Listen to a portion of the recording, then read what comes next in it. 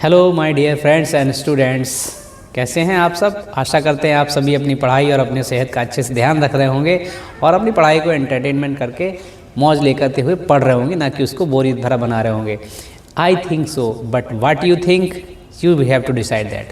तो ज़्यादा बातें ना करते हुए जल्दी से अपने एक टॉपिक पर आते हैं जो आने वाले समय के लिए बहुत ही इम्पोर्टेंट होगा, आने वाले एग्ज़ाम्स के लिए। जैसे कि आप सभी जानते हैं, इस समय इजराइल, ईरान और यूएस का युद्ध चल रहा है। कहाँ पर चल रहा है? गल्फ़ कंट्री और वेस्ट एशिया में, कह सकते हो सेंट्रल एशिया, वेस्ट एशिया, इन सब में चल रहा है इस समय। तो हमें केवल और केवल इजराइल, ईरान और यूएस पे फोकस नहीं करना है, हमें इसके अलावा भी सारी गल्फ़ कंट्रीज़ के बारे में, उनकी भौगोलिक स्थिति के बारे में ज्योग्राफी समझनी होगी और उनकी सभी राजधानियाँ, करेंसी, स्टैटिक सारा याद रखना होगा। कौन सी पहाड़ी कहाँ पर है, गल्फ़ कंट्री और गल्फ़ ऑफ ओमान कहाँ पर है, पर्शियन गल्फ़ और गल्फ़ ऑफ ओमान को जोड़ने वाले लिंक को क्या कहते हैं, बाब अल मंडब कहाँ पर है और किन को जोड़ती है, बाब अल मंडब कहाँ पर है। इसी तरह लाल सागर में, लाल सागर को और मेडिटेरेनियन सी को जोड़ने वाला कौन सा लिंक है वो भी आपको याद रखना होगा। तो ये सारी चीज़ें इंपॉर्टेंट हो जाती हैं, लेकिन हम इन चीज़ों पर बात ना करते, हम एक ऐसे टॉपिक पर बात कर रहे हैं जो बहुत ही ज़्यादा इम्पॉर्टेंट है। क्यों इम्पॉर्टेंट है? क्योंकि इस समय क्या चल रहा है, वॉर चल रहा है। तो ईरान और यूएस के हॉट टॉक चल रहा है, उसमें इधर हमारे बड़बोले ट्रंप साहब हैं जो बार बार कुछ ना कुछ रोज़ नया नया शगुफा छोड़ते, नई नई बातें करते हैं। मैं ये करूँगा, वो करूँगा, हर 24 घंटे बाद उनका बयान बदल जाता है। 4 घंटे बाद भी बदल सकता है, लेकिन 24 घंटे में तो बदल जाता है। कभी कहते हैं मैं 5 दिन में ख़त्म कर दूँगा, कभी कहते हैं 48 दिन का समय दे रहा हूँ, कभी कहते हैं 10 दिन का समय दे रहा हूँ। उनका कुछ नहीं पता है। They are tweeting and tweeting and tweeting day by day, changing his tweets. तो हम दूसरी तरफ है ईरान की IRGC, जो अपने हट पर, या कह सकते हो अपने स्टैंड पर बिल्कुल क्लियर है कि देखो भाई, हमारी शर्तों पे अगर आप संधि करना चाहते हो, ट्रीटी पैक करना चाहते हो, पैक्ट करना चाहते हो, तो हमारी शर्तों पर करिए। हम आपकी संधि हम आपकी बात मानने को तैयार हैं, लेकिन संधि हमारी शर्तों पे होगी। हम आरबुज तभी खोलेंगे जब आप हमारी संधि हमारे साथ हमारी शर्तों पर समझौता करेंगे। तो ये न्यूज़ आज हम बात कर रहे हैं एक प्लेन की, जिसका नाम है MCJ-130J। MCJ-130J न्यूज़ में क्यों है? क्योंकि MCJ-130 को शूट डाउन किया गया है इस्फान न्यूक्लियर फैसिलिटी के नियर, करीब 25 किलोमीटर की दूरी पर, जहां पर शूट डाउन किया गया है। तो ये न्यूज़ में हाईलाइट क्यों हो गया? क्योंकि इसके बाद डोनाल्ड ट्रंप साहब ने कहा कि देखो भाई, ऐसा है कि मैंने अपने पायलट को रेस्क्यू करने के लिए ये जहाज़ भेजे थे, एयरफोर्स के हवाई जहाज़ भेजे थे, जिनका नाम MC-130J है। उन दो को भेजा था और दोनों टेक डाउन हो गए, शूट डाउन कर दिए गए। लेकिन आपके द्वारा नहीं, मैंने खुद कर दिए, हमारी फोर्स ने खुद कर दिए हैं। क्यों? क्योंकि जब हम वहाँ पायलट को रेस्क्यू कराने गए थे, तब हमारे ये दोनों जहाज़ों के पहिए राजस्थान के रेगिस्तान, कह सकते हो, राजस्थान तो हमारे यहाँ, वहाँ रेगिस्तान जो है उसमें स्टक हो गए थे, उड़े नहीं पाए थे। स्टक होने की वजह से तो हमने क्या किया कि ईरान को टेक्नोलॉजी हाथ में ना आए, इसलिए हमने उसको स्वयं ही डिस्ट्रॉय कर दिया, शूट कर दिया। तो मैंने खुद ही $200 मिलियन का अपना नुकसान कर लिया है बैठे बैठाए, ठीक है। और इस MC-130J के साथ ब्लैक हॉक हेलीकॉप्टर भी जाता है, जो सिंगल हैंडली किसी को रेस्क्यू करके लाता है, ठीक है।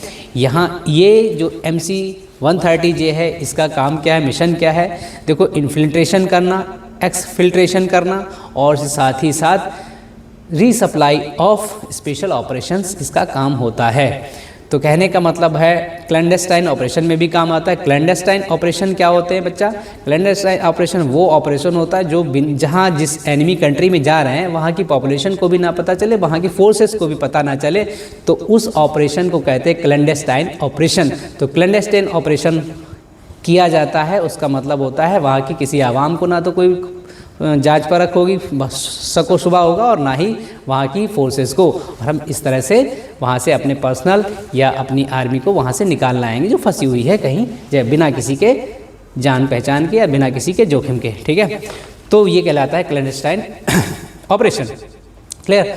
तो अब इन्फिल्ट्रेशन क्या होता है? इन्फिल्ट्रेशन का भी मतलब भी यही होता है। क्लैंडस्टाइन में थोड़ा बिल्कुल किसी को भनक नहीं लगती है, लेकिन इन्फिल्ट्रेशन में क्या मतलब होता है? हम ऐसी एक छोटी सी टुकड़ी को भेजते हैं जो सक्षम हो अपने पर्सनल या वहाँ की जो छोटी मोटी टुकड़ी फंसी उसको निकालने में, बिना एनिमी के जो फ्रंट लाइन एनिमी है उससे टकराए, ठीक है, छुटके मुटके हो जाए, लेकिन जो फ्रंट लाइन एनिमी है उसको बाईपास करते हुए, हम उससे ना भिड़ें, उसको बाईपास करते हुए अपने पर्सनल को या अपने जो भी पायलट हो उसको छुड़ा लाए और किसी को कोई हताहत ना हो, नुकसान ज़्यादा ना हो, तो उसको कहते हैं इन्फिल्ट्रेशन, ठीक है। जैसे कि हमारे यहाँ जो ऑपरेशन हुआ था, जिसको नाम भारत ने क्या दिया था, आप लोग डिसाइड करिए, आप लोग बताइए उसको नाम क्या दिया गया था, ठीक है। और उस पर मूवी आई थी, वो एक ऐसा ही ऑपरेशन था, इन्फिल्ट्रेशन ऑपरेशन उसके कह सकते हो, लेकिन साथ में क्लैंडस्टाइन ऑपरेशन भी हो जाता है, क्योंकि वहाँ किसी आवाम को भी वो चीज़ पता नहीं लगी थी। तो ये क्लैंडस्टाइन ऑपरेशन था, और वो कौन सा ऑपरेशन था ये आप होमवर्क करिए, भारत की उस पर मूवी भी आई है, हाँ विशाल जी की मूवी आई है, उसको आप देखिएगा, ठीक है। तो इस तरह के ऑपरेशन, क्लैंडस्टाइन ऑपरेशन और इन्फिल्ट्रेशन, दोनों को मैंने आपको समझा दिया।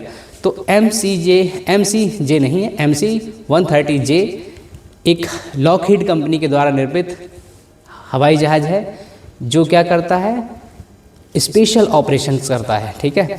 ये किस टुकड़ी का नाम है? US की एयरफोर्स है, स्पेशल ऑपरेशन कमांडो फोर्स है, वो ये ऑपरेशंस हैंडल करती है, ये उसी का एक पार्ट है प्लेन, ठीक है। इसके साथ ब्लैक हॉक भी गया था, ब्लू हॉक और ब्लैक हॉक है, इनमें ज़रा देख लीजिएगा, ब्लू हॉक है वो गया था साथ में।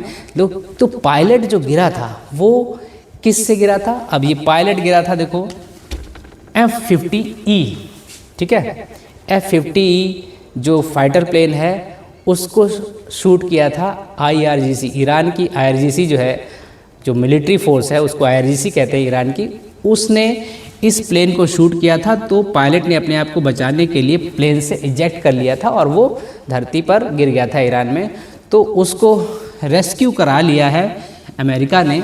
ये 3 अप्रैल की घटना है, और उसके बाद 6 अप्रैल को रेस्क्यू करा लिया है, 5 या 6 को रेस्क्यू भी करा लिया है। उसके बाद डोनाल्ड ट्रंप से बयान दिया था कि भाई MC-130 जो है वो रेस्क्यू ऑपरेशन के दौरान ख़त्म हुए, वो हमने खुद ही डिस्ट्रॉय कर दिए, लेकिन ऐसा नहीं है। अगर आप ऐसा नहीं है, मैं ऐसे क्यों कह रहा हूँ, क्योंकि जिस साइट पर ये बंदा गिरा था और जहाँ ये हवाई जहाज़ उतरे थे उसके बीच की दूरी करीब 200 किलोमीटर है। अब बताइए 200 किलोमीटर कोई कैसे जाएगा? यहाँ पर आप उतारें, या तो ये आपकी जो कोवर्ट ऑपरेशन करने वाली टुकड़ी है वो 200 किलोमीटर इस पायलट के पास है, ठीक है, या ये पायलट 200 किलोमीटर चल के जाए। 200 किलोमीटर क्या पायलट चल सकता है? ठीक है, तो ये एक इम्पॉसिबल चीज़ लगती है कि 200 किलोमीटर का सफ़र तय कर एक दूसरे के पास पहुंचा जाए, ठीक है। तो और दूसरा, जब अगर आप देखेंगे तो ये बहुत ही, ये डेजर्ट में कहीं नहीं थे, ये M-130 जो प्लेन थे ये डेजर्ट में नहीं, आप अगर सर्च करेंगे तो बाकायदा वहाँ पर हवाई पट्टी बनी है, उस पर ये दोनों उतरे हुए थे। तो ये ट्रंप साहब का जो झूठ है वो यही से ही पकड़ा जाता है।